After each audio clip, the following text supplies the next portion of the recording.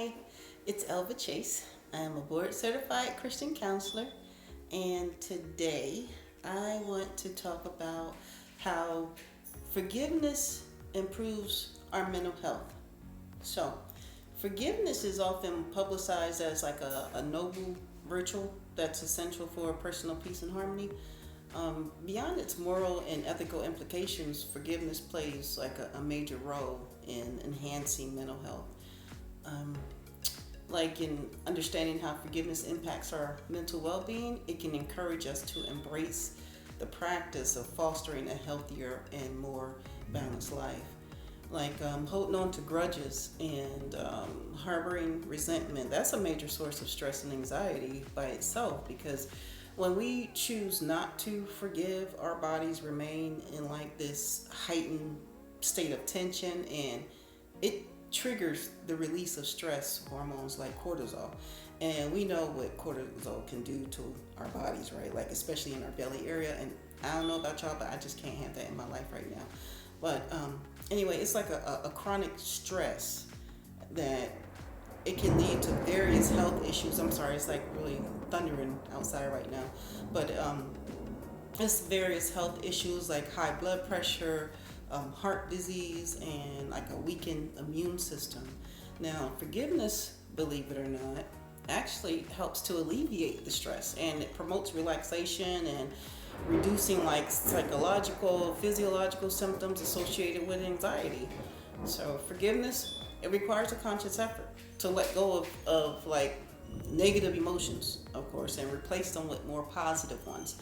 Now, this process, it enhances emotional regulation, and it allows us to manage our feelings more effectively. So by forgiving, we can move past anger and bitterness, preventing like these emotions from dominating our thoughts and actions. By having an improved emotional regulation, it contributes to overall mental stability and resilience.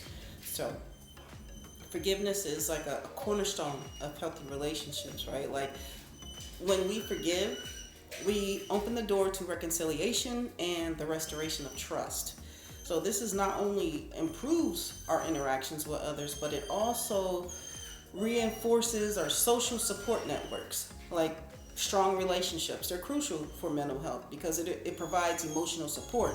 It reduces feelings of loneliness and increases our sense of belonging and self-worth, and it gives us our glow, right? Because when we feel good on the inside, it shows on the outside, right? So forgiving others, it involves like us putting ourselves in the one that caused us the pain into their shoes and understanding their perspective. I know, I know, right?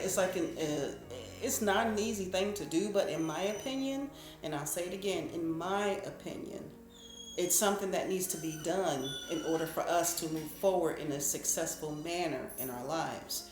Like, I don't know about y'all, but I want everything God has for me. And I want my life to go smoothly, and I know that the only way for me to do that is to not harbor any ill feelings towards anyone by forgiving them for what they've done to me.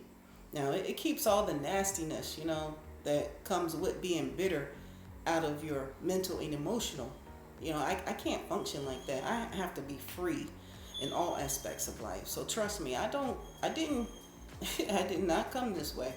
Every time, I promise you, every time I was done wrong, I tried to get revenge, and it always backfired. I took it as God saying, Heifer, how many times we got to close this case? You know what I mean? So it was indeed a process, and everyone's process is their process. So take it one day at a time, because it's not accomplished overnight. But don't sit. Ooh, so take it one day at a time, because it's not accomplished overnight. But don't sit in it. You know what I mean? Practice forgiveness promotes empathy and compassion, which are vital components of emotional intelligence. So by developing these qualities, we become more adept at managing our own emotions and responding to others in a supportive and understanding manner. So this can lead to more positive social interactions and a greater sense of connectedness too. So now, unforgiveness. unforgiveness, it ties us to past hurts and traumas, and it prevents us from moving forward. It keeps us mentally and emotionally anchored to negative experiences, like hindering our personal growth and development, whereas forgiveness allows us to release the emotional burdens and enables us to focus on the present and the future. So this mental shift, it can lead to increased motivation, goal setting, and a more positive outlook on life. So forgiving others, it can also lead to greater self forgiveness. So when we acknowledge that everyone makes mistakes, including ourselves, we could treat ourselves with the same kindness and compassion that we offer to others.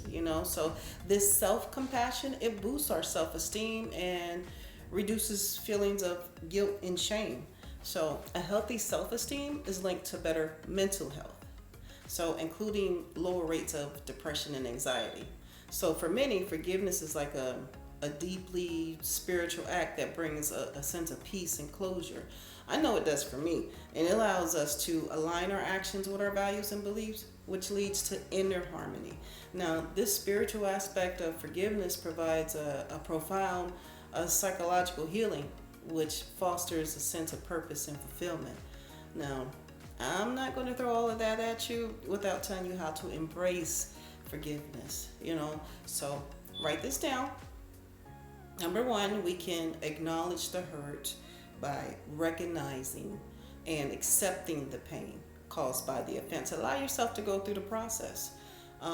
Number two, we can empathize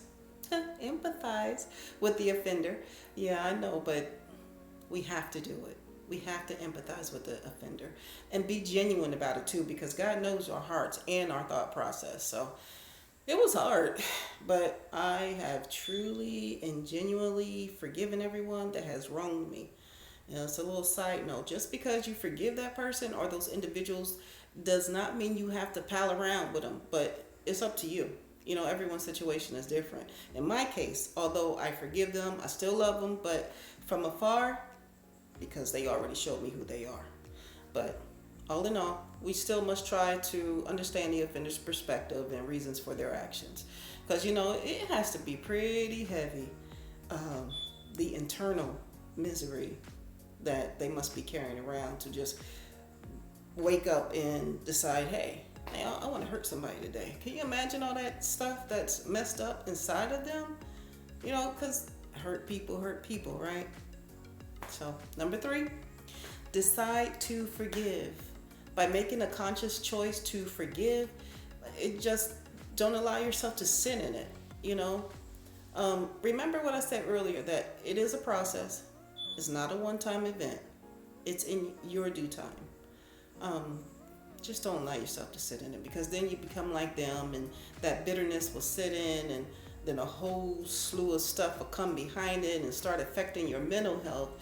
And because unforgiveness is a healthy task, it's an unhealthy task. So, number four, release the grudge. Let go of the negative emotions associated with the offense and focus on more positive feelings and thoughts. So, and lastly, number five, seek support. Talk to a trusted friend or a counselor, and they can help, navigate the forgiveness process. So, there you have it. Forgiveness is more than a moral obligation. It's powerful. It's a powerful tool for enhancing our mental health by reducing stress, improving emotional regulation, strengthening relationships, and fostering empathy. So forgiveness, it paves the way for a healthier, more fulfilling life.